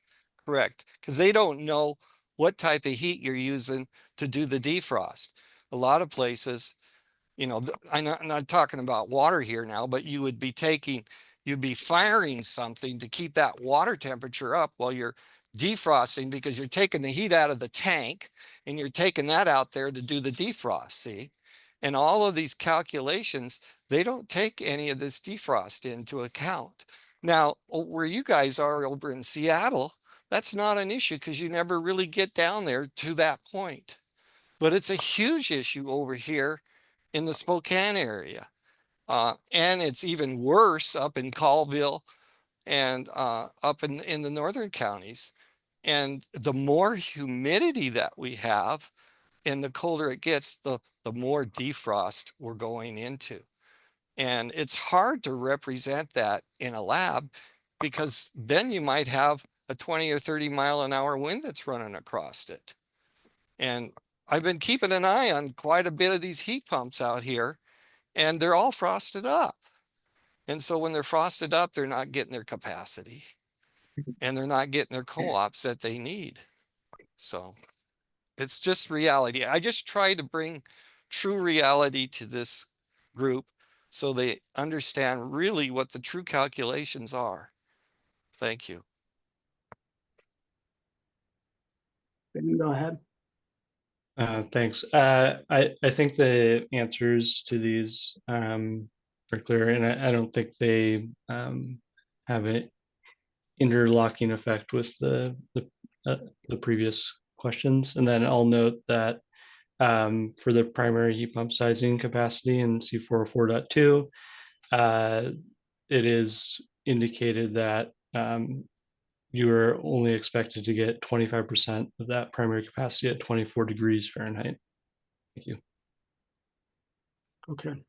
So looking at this slate of opinions for King County November 4A through 4G, is there anything we need to go back and revisit?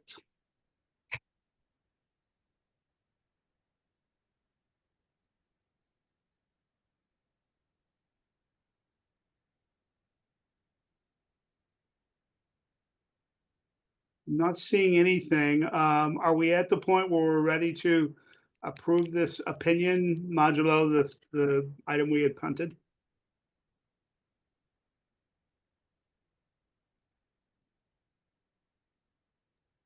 I'll make a motion to approve the opinions as written and modified. Okay, and Shell, is that the November 4 set of opinions? Yeah, the entire document in front of us right now that we've been discussing over the last hour or so. Great. Thank you. Is there a second? I'll second that. Okay. Is there any discussion? Ben, go ahead. Yeah, I guess as we're moving to approve these, I'm curious if we want to forward the final approval to the full council next week for discussion, just so if we want to get more council member opinions on publishing these opinions at this time, if that would be valuable. And I don't know if that's a amendment or not. It's a good question. My question to the committee is there anything here that we need a broader set of opinions are, because for this particular set 4A through 4G, we are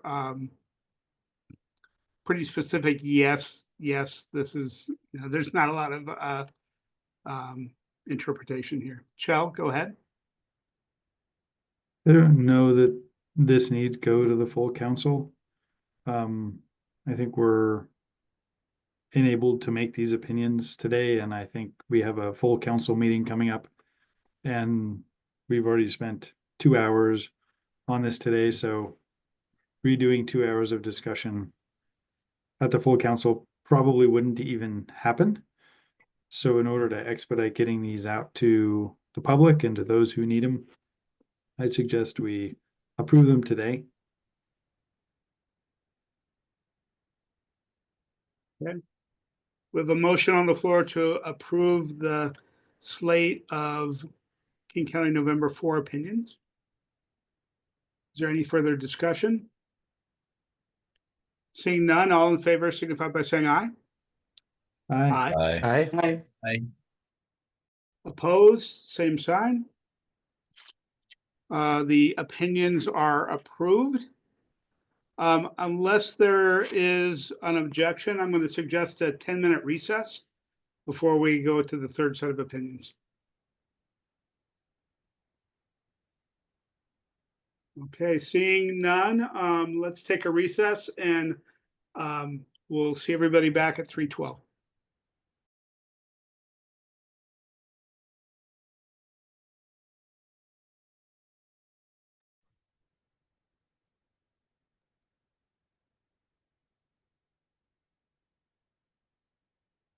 Welcome back, everybody. We are back at the MVPE committee meeting after a brief recess.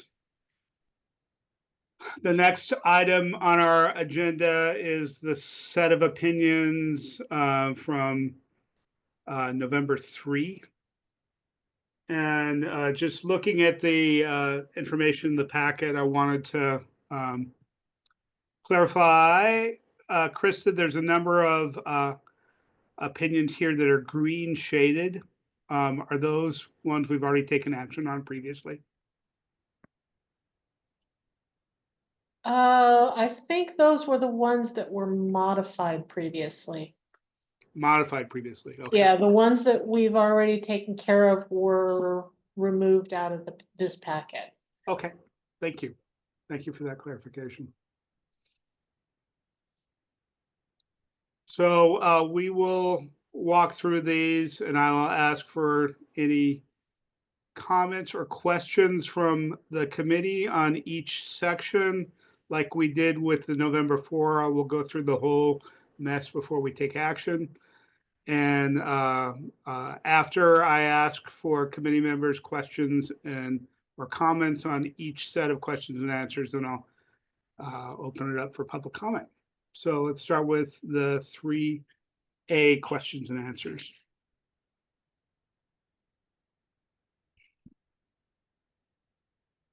And I will note for the record, these are things that the committee has also looked at in our December meeting as well.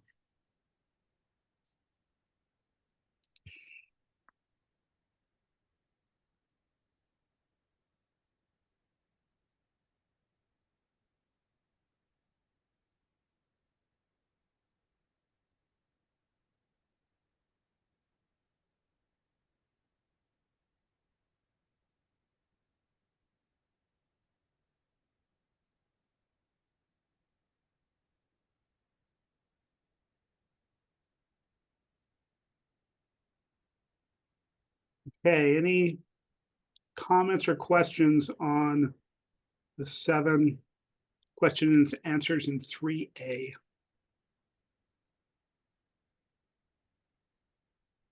Ben, go ahead.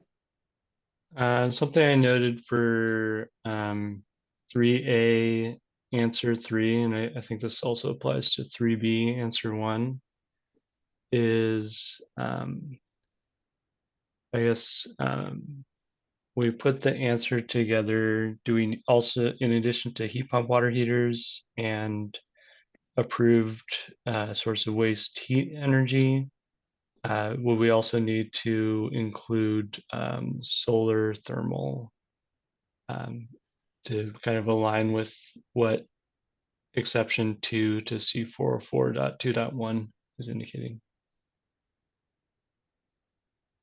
And I guess, yeah, question to staff as well as Chell or others.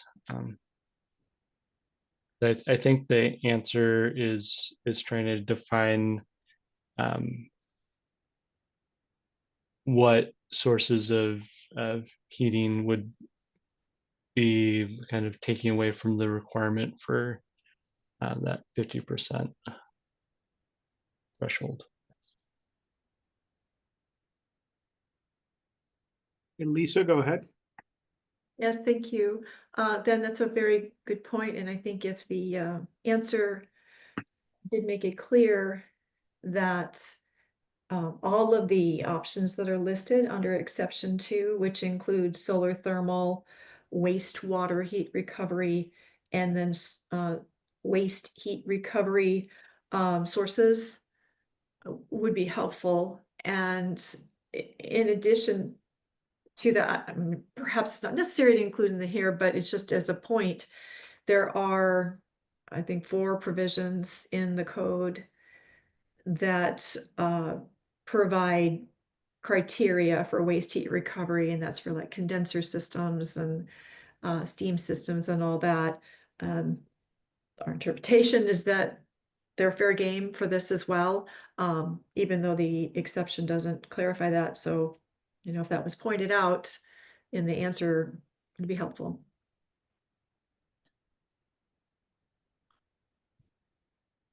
Ben, is your suggestion for just a clarification to say waste heat and other sources complying with 404.2.1?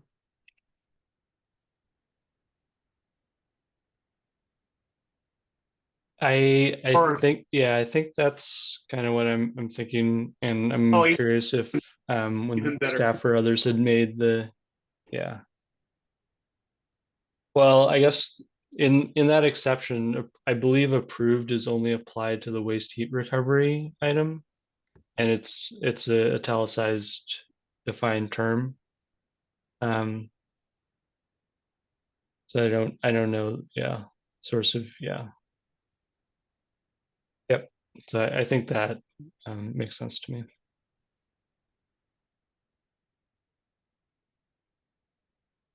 Okay, any further comments? Any public comment on this change? Lisa, go ahead. Yes, the proposed changes clarify the answer, and I think it would be very helpful. Okay. Ben, did you have anything else on November 3, 1 through 7, 3A, 1 through 7? I don't believe so.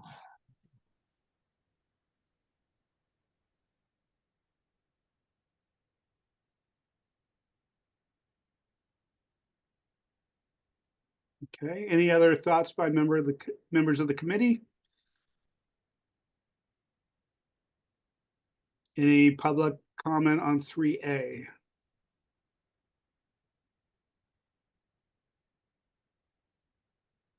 Okay, let's move on to 3B.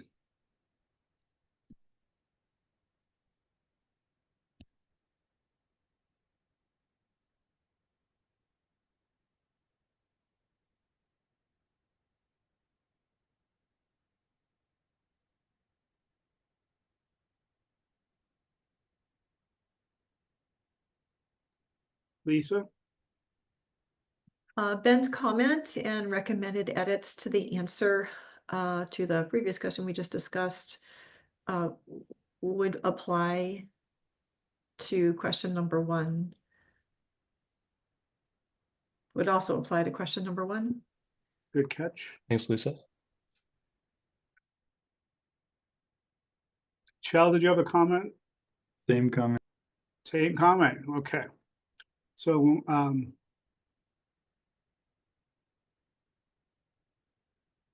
And we might want to add, yes, exactly. An exception to.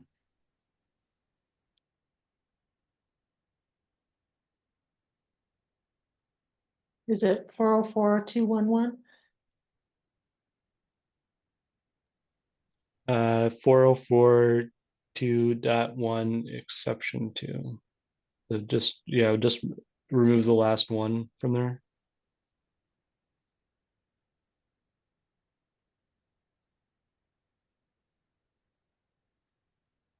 and Krista, could you scroll up so we can see the whole question and answer there? Thank you.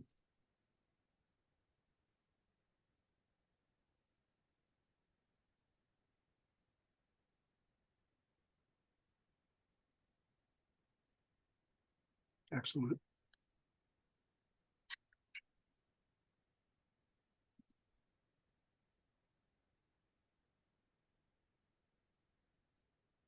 Okay, any other questions or comments on 3B questions 1, 2, and 3? Is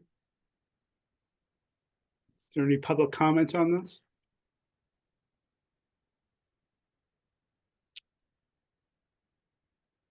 Okay, let's move on to 3C.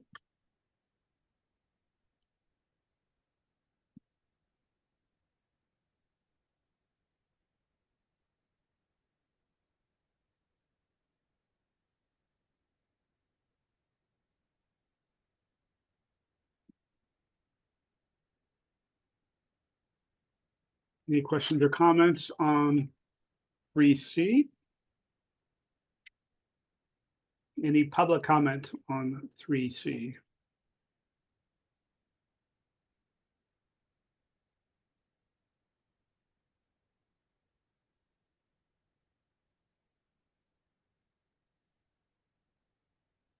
Yeah, let's move on to 3D.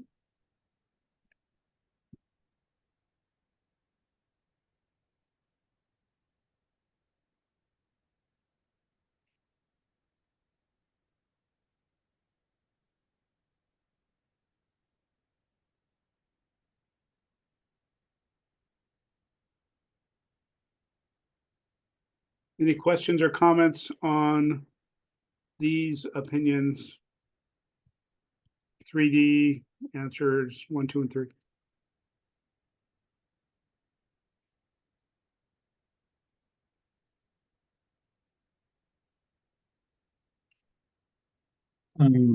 I guess for question 2. Yeah, okay, sorry. Yeah, question 2 is right.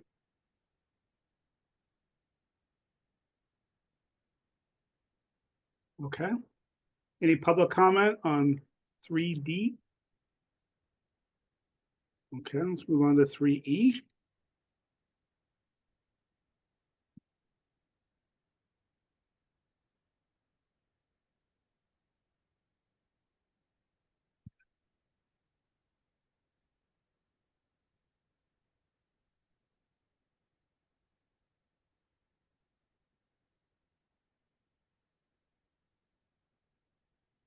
Any questions or comments on 3E?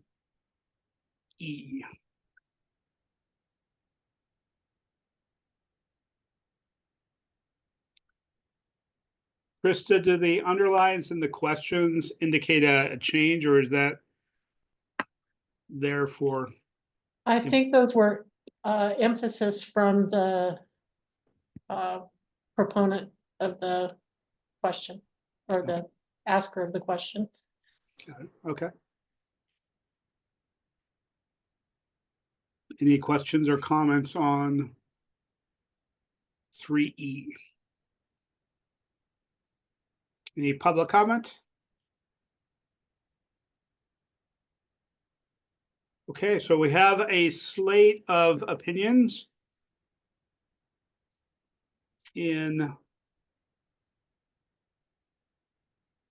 C404, November 3 from King County. Have not heard outside of the change that we made on the exceptions around waste energy and other sources. Any other comments on this? So unless there are, I'd like to entertain a motion to approve the slate as amended. So moved. Second. Okay, it's been moved by Chell and seconded by Ben to approve the November 3 set of opinions as amended by the discussion and shown on the screen. Is there any discussion? All in favor signify by saying aye. Aye. Aye. Aye. Any opposed? The motion passes. So that slate of opinions is approved. Next on our agenda is other business. Staff, do you have any other business for the committee this afternoon? We got a number of code change petitions for the commercial energy code. Let's see, it was about 150 to 160, I think, this time. I'm still going through them, checking for completeness and such. And we should have a packet for the council meeting next week. Wow. That's everything I have. Okay. Thank you. Is there any other business from the committee? This item is also marked for public comment. Is there anything under other business that members of the public would like to bring up?